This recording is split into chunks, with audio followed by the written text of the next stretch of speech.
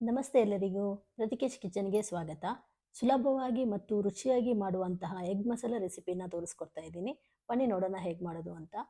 ಮೊದಲಿಗೆ ಒಂದು ಮಸಾಲೆ ರೆಡಿ ಮಾಡ್ಕೊಳ್ಳೋಣ. ಅದಕ್ಕೆ ನಾನಿಲ್ಲಿ ಮಿಕ್ಸಿ ಜಾರಿಗೆ 1 ಇಂಚಿನಷ್ಟು ಚಕ್ಕೆ, 3 ಲವಂಗ, 2 ಏಲಕ್ಕಿ, 1 ಇಂಚು ಶುಂಠಿ, 1 ಗೆಡ್ಡೆಯಷ್ಟು ಬೆಳ್ಳುಳ್ಳಿ, ಸ್ವಲ್ಪ ಪೆಪ್ಪರು, ಆಮೇಲೆ 2 ಈರುಳ್ಳಿನ ಚಿಕ್ಕದಾಗಿ ಕಟ್ ಮಾಡಿಕೊಂಡು ಸೇರಿಸ್ಕೊತಾ ಇದ್ದೀನಿ.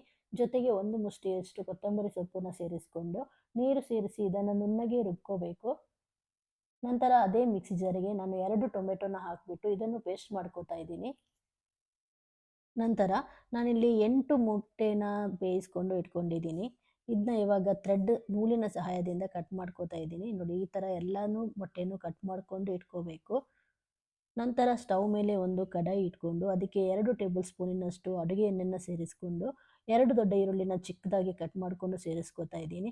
ಈರುಳ್ಳಿ ಕೆಂಪಾಗಿ ಆಗೋ ತನಕ ಇದನ್ನ ಚೆನ್ನಾಗಿ ಹುರ್ಕೋಬೇಕು. ನಂತರ ಇದಕ್ಕೆ ರುಬ್ಬಿಟ್ಕೊಂಡ ನಾನು ಮಸಾಲಾನ ಸೇರಿಸ್ಕೊತಾ ಇದ್ದೀನಿ. ಮಸಾಲೆನ ಸೇರಿಸ್ಕೊಂಡು ಬಣ್ಣ ಚೇಂಜ್ ಆಗೋ ತನಕ ಇದನ್ನ ಚೆನ್ನಾಗಿ ಹುರ್ಕೋಬೇಕು. ನಂತರ ರುಬ್ಬಿಟ್ಕೊಂಡ ಟೊಮೆಟೊ ಪೇಸ್ಟ್‌ನ ಸೇರಿಸ್ಕೊತಾ ಇದ್ದೀನಿ. ಇದನ್ನು ಅಷ್ಟೇ ಒಂದು 5 ನಿಮಿಷ ಚೆನ್ನಾಗಿ ಹುರ್ಕೊಳ್ಳಿ. ಆದಷ್ಟು ಸಣ್ಣ ಉರಿಯಲ್ಲೇ ಮಾಡ್ಕೊಳ್ಳಿ. ಮಸಾಲೆನ ನಾವು ಹಸಿಯಾಗಿ ರುಬ್ಬಿರೋದ್ರಿಂದ ಇಲ್ಲಿ ಚೆನ್ನಾಗಿ ಫ್ರೈ ಮಾಡಿದ್ರೇನೆ ಟೇಸ್ಟ್ ಬರುತ್ತೆ. ಇಲ್ಲಾಂದ್ರೆ ನಿಮಗೆ ಅಷ್ಟೊಂದು ರುಚಿ ಬರಲ್ಲ. ಇವಾಗ ನಾನು ಇದಕ್ಕೆ ರುಚಿಗೆ ತಕ್ಕಷ್ಟು ಉಪ್ಪು, ಅರ್ಧ ಟೀ ಸ್ಪೂನ್ನಷ್ಟು ಅರಶಿನ, ಖಾರಕ್ಕೆ ಎಷ್ಟು ಬೇಕು ಅಷ್ಟು ಚಿಲ್ಲಿ ಪೌಡರ್‌ನ ಸೇರಿಸ್ಕೊಳ್ಳಿ. ನಾನಿಲ್ಲಿ 1 ಟೀ ಸ್ಪೂನಷ್ಟು ಸೇರಿಸ್ಕೊಂಡಿದ್ದೀನಿ. ಆಮೇಲೆ 1 ಟೀ ಸ್ಪೂನಿನಷ್ಟು ಧನಿಯಾ ಪೌಡರ್, ಅರ್ಧ ಟೀ ಸ್ಪೂನ್ನಷ್ಟು ಗರಂ ಮಸಾಲ ಹಾಕ್ಕೊಂಡು ಎಲ್ಲನೂ ಚೆನ್ನಾಗಿ ಮಿಕ್ಸ್ ಮಾಡ್ಕೋಬೇಕು. ಈ ಮಸಾಲನ್ನು ಎಣ್ಣೆ ಬಿಡೋ ತನಕ ಚೆನ್ನಾಗಿ ಬೇಯಿಸ್ಕೊಳ್ಳಿ. ಸಣ್ಣ ಉರಿಯಲ್ಲೇ ಬೇಯಿಸ್ಕೊಳ್ಳಿ. ಮಸಾಲ ಎಷ್ಟು ಚೆನ್ನಾಗಿ ಬೇಯಿಸ್ತೀವೋ ಅಷ್ಟು ರುಚಿಯಾಗಿ ಬರುತ್ತೆ. ಇವಾಗ ನಿಮಗೆ ಎಷ್ಟು ಬೇಕು ಅಷ್ಟು ನೀರನ್ನು ಸೇರಿಸ್ಕೊಂಡು ಒಂದ್ಸಲ ಚೆನ್ನಾಗಿ ಮಿಕ್ಸ್ ಮಾಡ್ಕೊಳ್ಳಿ. ಹೈ ಫ್ಲೇಮಲ್ಲಿ ಅಡುಗೆ ಮಾಡಿದರೆ ಬೇಗ ಆಗಿಬಿಡುತ್ತೆ. ಆದರೆ ರುಚಿ ಅಷ್ಟೊಂದು ಚೆನ್ನಾಗಿ ಬರಲ್ಲ. ಅದಕ್ಕೆ ಆದಷ್ಟು ಲೋ ಫ್ಲೇಮಲ್ಲಿ ಮಾಡಿದರೆ ತುಂಬ ರುಚಿಯಾಗಿರುತ್ತೆ. ಇವಾಗ ಸ್ವಲ್ಪ ಕೊತ್ತಂಬರಿ ಸೊಪ್ಪನ್ನ ಹಾಕ್ಕೊಂಡು ಮುಚ್ಚಳ ಮುಚ್ಚಿಟ್ಟು ಚೆನ್ನಾಗಿ ಬೇಯಿಸ್ಕೋಬೇಕು. ನಾನಿಲ್ಲಿ ಸಣ್ಣ ಉರಿಯಲ್ಲಿ ಒಂದು 15 ನಿಮಿಷಗಳ ಕಾಲ ಮಸಾಲೆನ ಚೆನ್ನಾಗಿ ಬೇಯಿಸ್ಕೊಂಡಿದ್ದೀನಿ. ನಂತರ ಇದಕ್ಕೆ ಕಟ್ ಮಾಡ್ಕೊಂಡ ಮೊಟ್ಟೆನ ಸೇರಿಸ್ಕೊತಾ ಇದ್ದೀನಿ.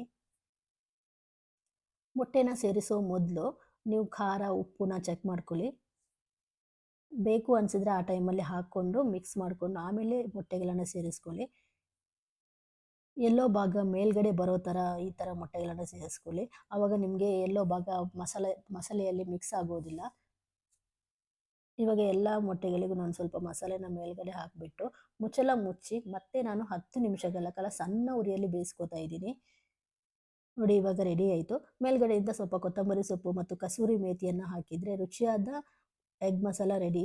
ಈ ರೆಸಿಪಿ ನಿಮಗೆ ಇಷ್ಟ ಆದರೆ ದಯವಿಟ್ಟು ಲೈಕ್ ಮಾಡಿ ಹಾಗೂ ಕಮೆಂಟ್ ಮಾಡಿ.